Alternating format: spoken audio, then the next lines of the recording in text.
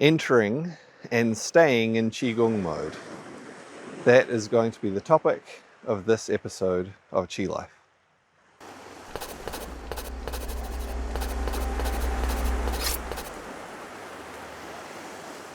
So before I get into the topic, I thought I'd just give you a little view over here of where I'm at.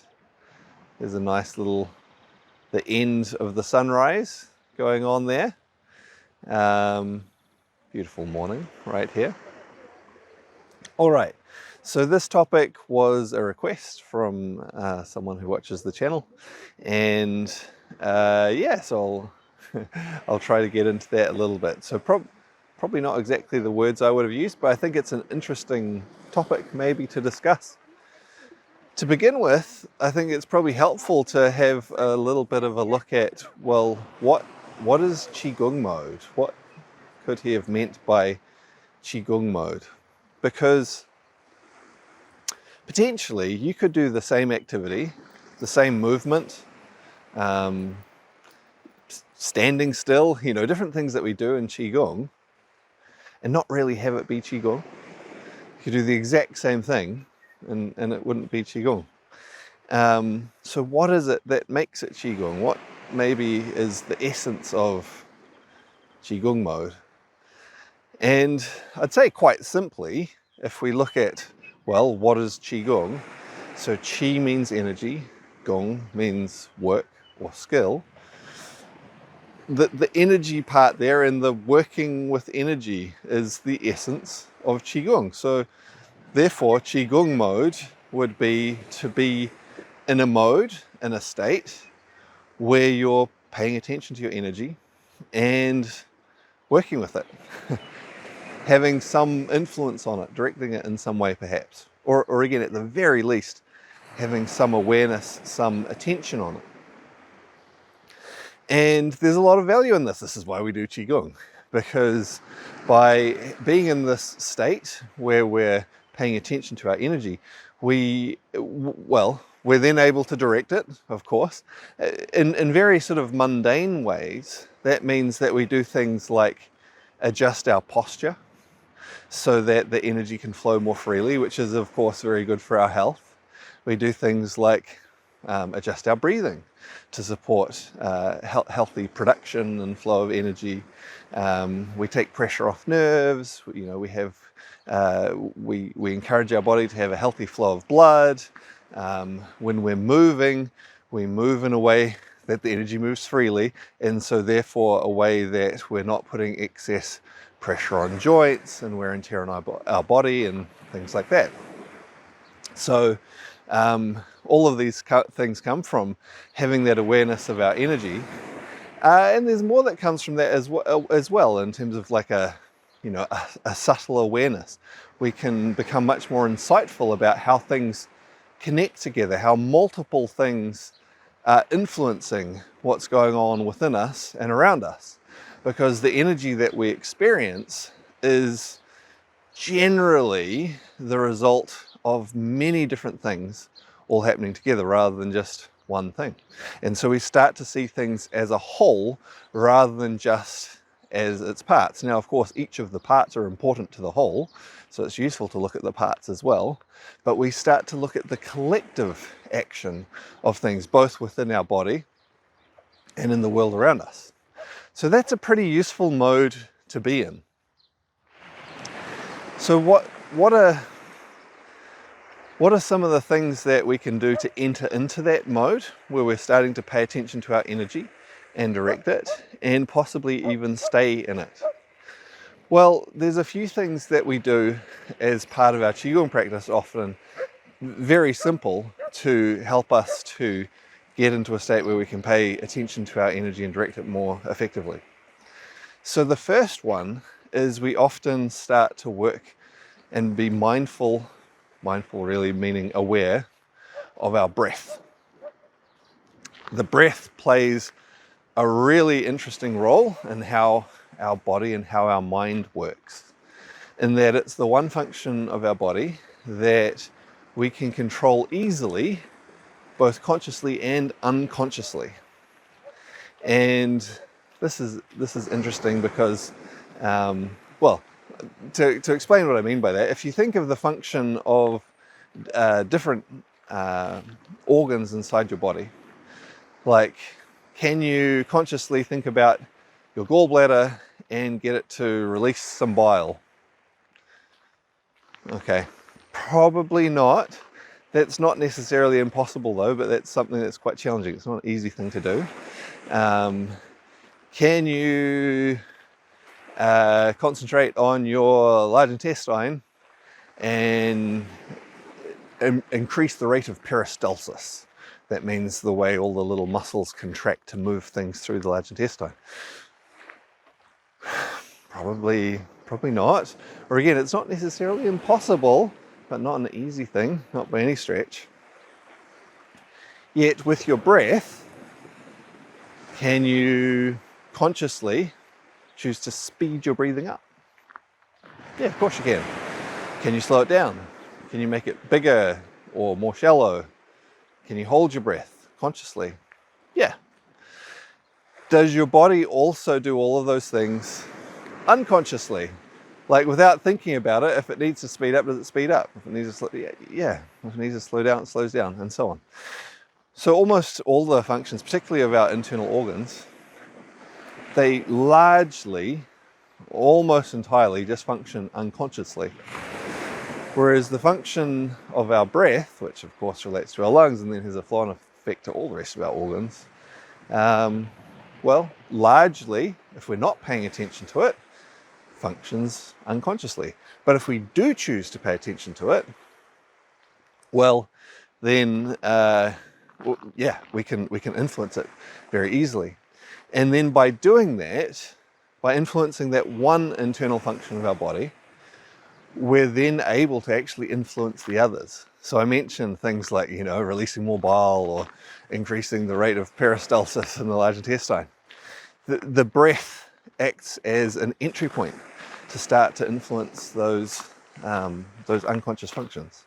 And it's not just, so these are some like really obvious functions of the organs. It's not just that as well. It's other unconscious functions within our body, also within our mind, that we can access with our breath.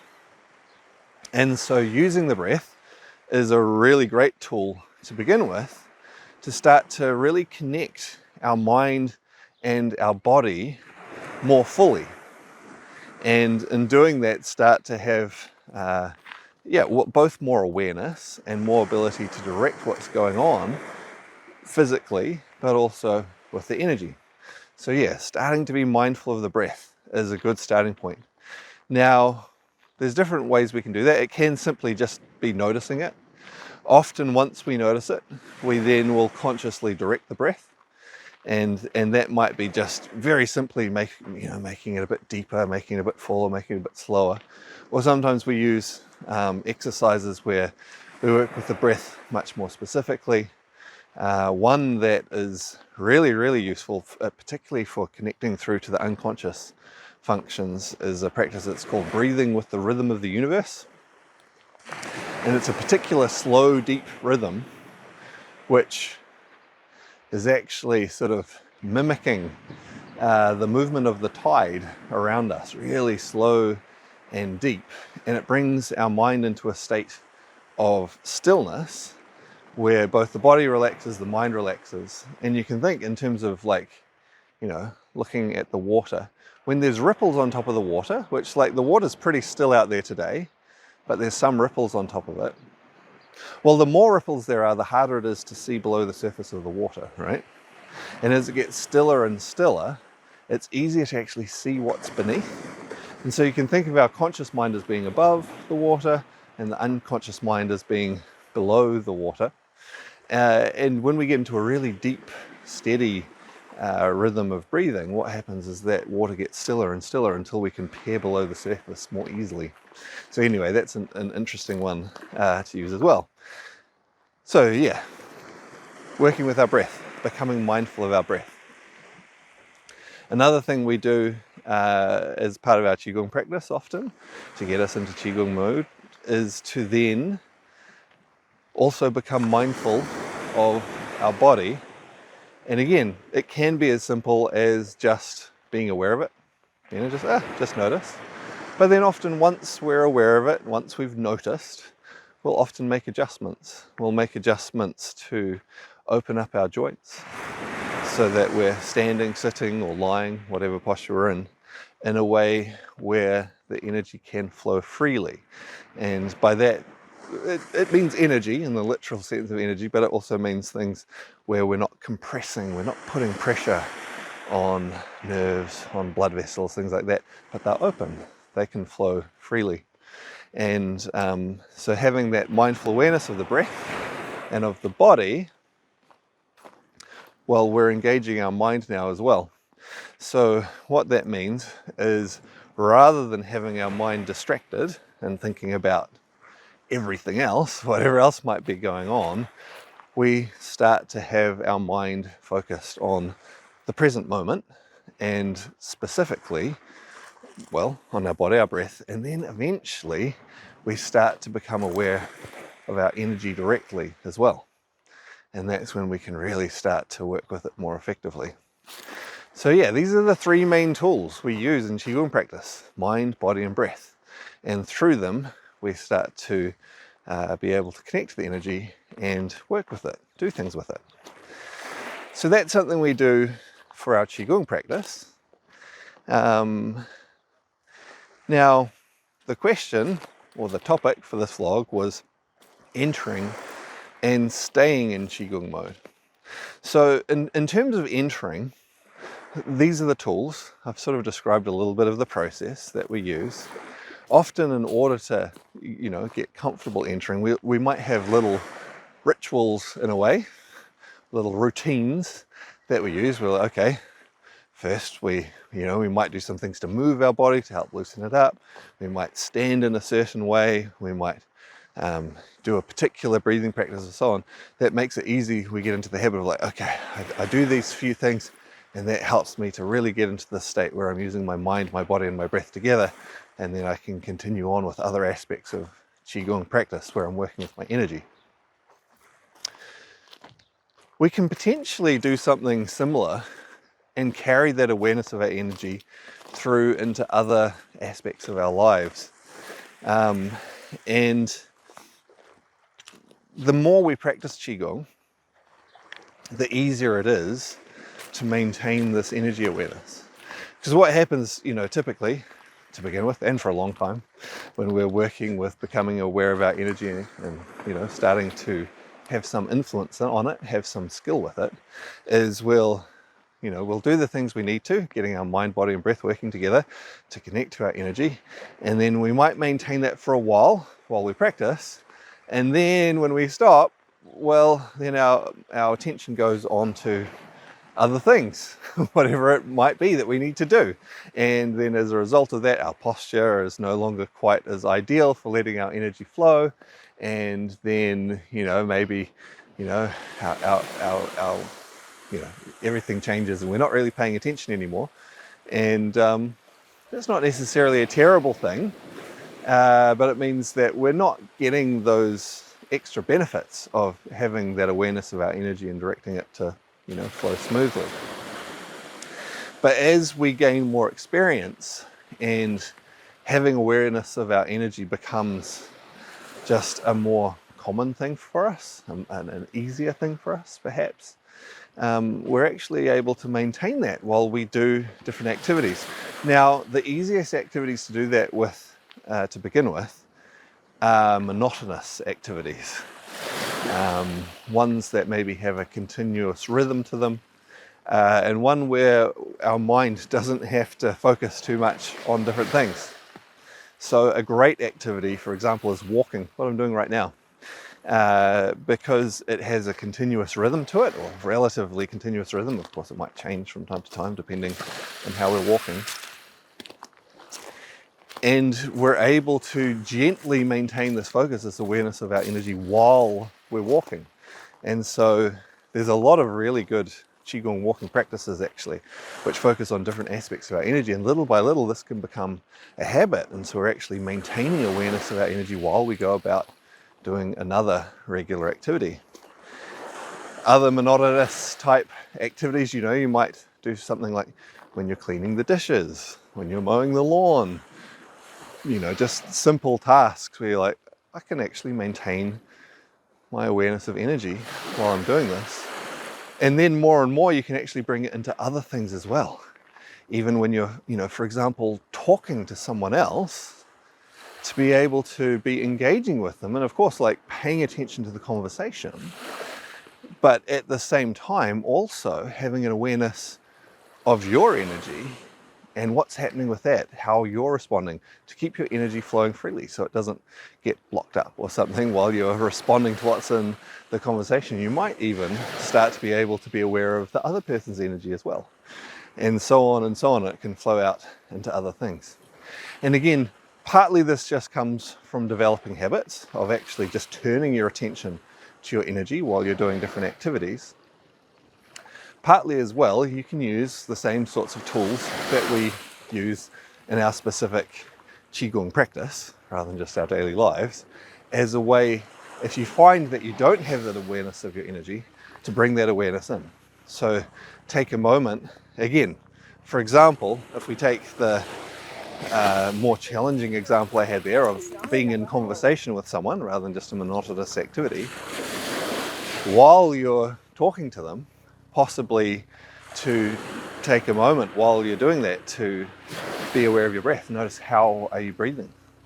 Are you breathing in as a relaxed a way as is suitable for the situation? Or maybe has your breathing become too shallow, too rapid, whatever the case may be. Also notice your posture. Are you in a posture that's open and allowing your energy to flow, or have you maybe compressed some parts of your body and it's blocking the energy flow off? And when you do that and you have a little bit of a check-in on those sorts of things, that can act as a really good tool to then also be aware of, hey, what's happening with my energy while I'm doing this, while I'm engaging in this conversation. It's a really beneficial thing. Again, to begin with, mainly, if you're developing this awareness of your energy, if you're getting into Qigong mode, it's going to be for and during your Qigong practice. And that's great to begin with, to just get comfortable, get used to paying attention to your energy while you're doing specific exercises, specific practices, specific meditations.